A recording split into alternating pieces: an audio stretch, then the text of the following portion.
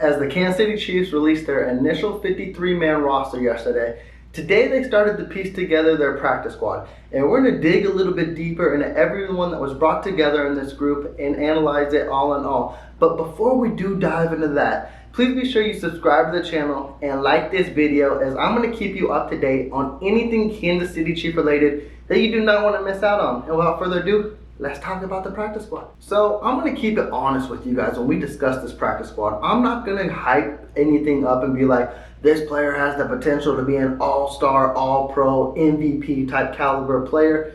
It's the practice squad, so we're going to be realistic with it, because all in all, the practice squad is all about depth and filling in a complete roster. So we're going to run down the list with my handy dandy phone, have fun with it, and let's just analyze it and tell. And we're going to start off with Zane Anderson, Mike Caliendo, Jake Cochran, Jarian Ely, Darius Fountain, Jordan Franks, Nazeeh Johnson, Azur Kamara, Elijah Lee, Chris Oludokun, Cornell Powell, Austin Ryder, Danny Shelton, and Taylor Stallworth will wrap up the practice squad for now. Now, it could change. I think they still have 2 more players they can add in that, but the main thing that catches my eye off this list is the big guys, the defensive tackles. I know there was a lot of Chiefs Kingdom quite, I don't want to say angry, but in different type of feelings on why did we bring Danny Shelton just to release him. But you got to look at it in full in depth, and there was a reason why Danny Shelton was a free agent for as long as he was, and it's because he's had an inconsistent career. Now, he is a good run stuffer, and he is good depth on this defensive tackle line, and that goes for Taylor Stallworth, and that bodes well to have them both on the practice squad, because right now, the Kansas City Chiefs defensive tackles, we're kind of slim. We're running with 3 with Chris Jones, Derek Nottie, and Colin Saunders. If anything happens to them, God forbid if anything happens to them, at least you could call someone up who is familiar with the scheme. Now, you could say otherwise about Danny Shelton, but at the end of the day, he is a veteran, he is a run stuffer, and he can bode well for this team in a rotational role. So it's good to see that kind of depth there. And then we're going to dive more into Elijah Lee. Don't get used to that name on the practice squad, because he is not going to be there long. He's already mentioned, don't get rid of those 44 jerseys. Hold on to them, because he will be on this roster week 1. When the Kansas City Chiefs move Blake Bell to IR, Elijah Lee will be called up, and he'll be a rotational linebacker, or he might be running with the ones. It's going to be fun to see what kind of impact he has with the linebacking group moving forward. But now I'm going to give you 4 guys who I'm going to dig in a little deeper with, and we're just going to have fun with it. And so let's get right into it. The first guy on the list, he wasn't even on the list. I just recall because I saw him on social media, and he was one that really caught my eye. It is no other than Kendall Blayton. It was a guy that might sound familiar because Kansas City Chiefs put a waiver in him for about a couple weeks ago, and then the Washington Commanders were the ones to claim him because they had priority. But then they released him just as quick as they got him, so Kansas City, of course, still piqued their interest. They're going to bring him in, definitely with how light that tight end group is. And again, this is all depth moving forward. And when Kansas City is running slim right now at tight end with just 3 on the active roster, with, of course, the GOAT and Travis Kelce himself, and then you got Jody Fortson, Noah Gray, whoever you want to be your number 2 tight end, they both should produce this year. And then they also, is it Jordan Franks? Jordan Franks is also on this practice squad, and then Kendall Blayton. I think Kendall Blayton might have the upper hand in that, just because it seems like he did pique Kansas City's interest. And as well, he was on the Rams practice squad last year, but it shows you just what kind of potential he has, because he was called up to the active roster. So keep your eyes out for that, because with Blake Bell on IR and then Matt Bushman on IR, we wish him a speedy recovery, but at the end of the day, the Chiefs need depth. Now, God forbid another injury happens in the tight end group. Does that mean his number is called up right away? I wouldn't bank on that just like yet, because those 3 guys, those top tier guys, they should produce this year, as I mentioned. That means I don't think someone in the practice squad can easily jump in and fill in. But again, I'm not sliding them because I don't know what they can do. But I feel like Kansas City would try to go via trade if something ever happened in that route. But let's not even think that kind of negative, and let's just focus on the now. And right now, it is good just to see the Chiefs build a good tight end group and get depth behind Travis Kelce and those young stud tight ends. Now, this next guy I want to mention, I struggle with his name, and that's not on me, but it could be, and that's because I don't know nothing about him. And this is Chris Oludokun,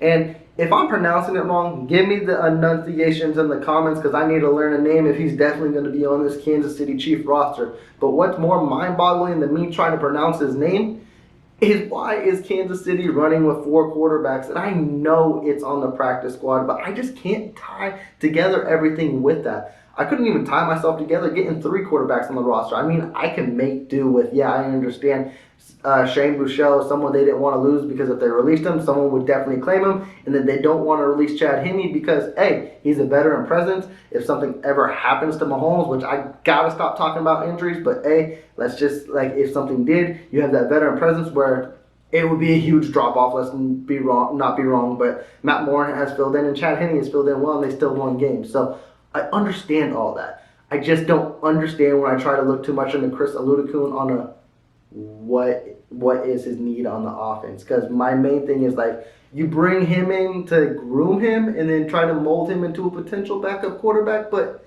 isn't that what we're doing with Buechele right now? So then my next thing would be maybe it's time. It's here. Buechele is taking over for Chad Henne. Buechele might be the number 2 and Kansas City can move that piece.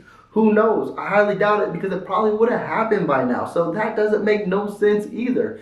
It doesn't. None of it does for Kansas City to run with 4 quarterbacks, let alone 3. So I'm trying to tie myself together with it. And Brett Veach made a statement today, which makes perfect sense, and I understand it because when someone asked him what was the need to run with 3 quarterbacks, and he basically said, hey, at the end of the day, we want the best 53 no matter what position. And I understand it too. But when you got the MVP, the GOAT, your quarterback for the next 50 years, you don't anticipate on a quarterback 2, let alone a quarterback 3, let alone a quarterback on the practice squad. So it's mind-boggling that we have that deep of depth on the quarterback position. But hey, I understand Kansas City is trying to build depth in every position.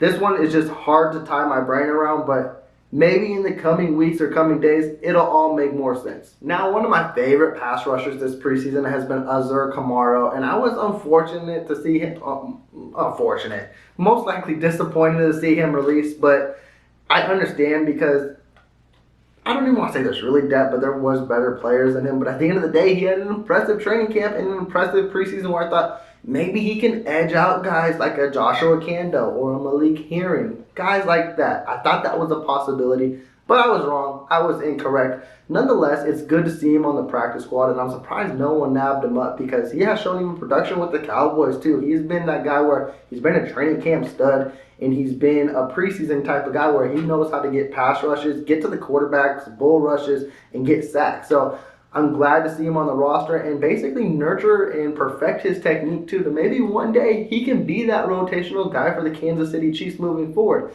I'm excited to see what he can be in the future. He's one of those guys where it might be a long shot to make a team, but when he's one of your camp favorites that you basically put a star around, you definitely want to see him on the team, and that's basically how I bookmarked him. Now to cap off this video, probably the most shocking, and he was the most shocking cut for the Kansas City Chiefs, was Daurice Fountain. I was honestly surprised that Kansas City didn't go with 6 wide receivers. Now I'm surprised that Daurice Fountain actually cleared waivers to get back onto the practice squad.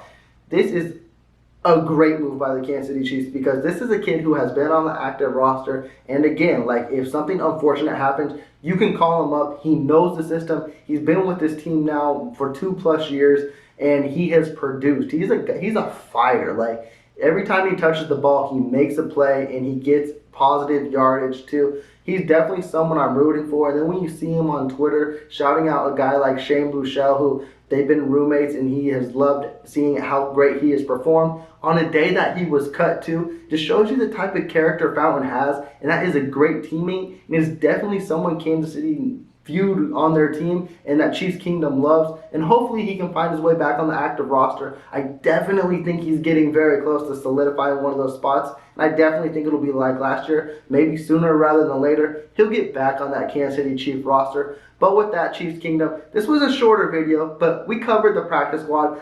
We went through 14 guys. Let me know which one really stood out, which one you're glad we actually brought back to the practice squad. There's also free agents out there too. Which ones would you like to see brought to the practice squad or sign on this active roster? But with that, before I do close this out, please do subscribe to the video. Give me that big thumbs up. And with that, y'all take care. I'll check back in with y'all soon.